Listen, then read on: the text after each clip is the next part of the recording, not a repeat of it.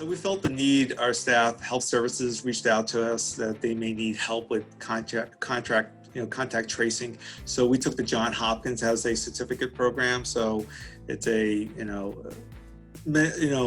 took about maybe 6-7 hours to go through and then take a test at the end. And now we're able to better understand how to do the contact tracing to help out if it does come up the issue.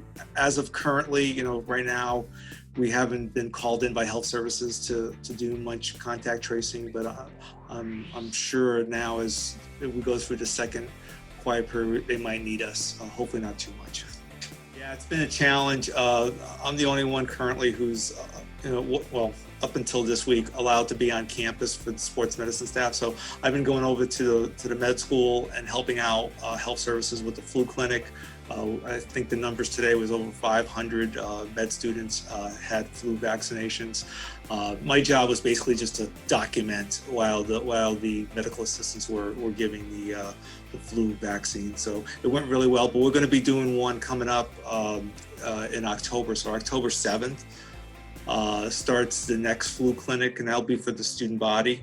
So our staff will be participating in that. So we'll have at least 2 athletic trainers at a time helping out with that, and that goes starting on the 7th of October.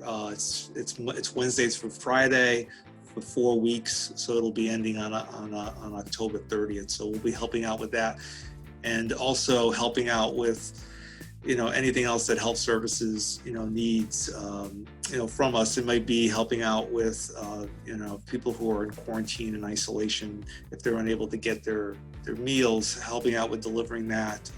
Also, we've done, one person on our staff has reached out to somebody who was in isolation and talked to them, just somebody to talk to about anything, at this time.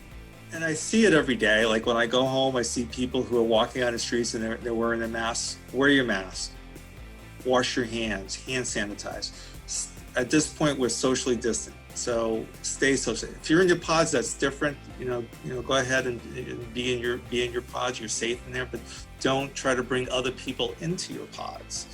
That's where we have the problem. Try to stay on campus.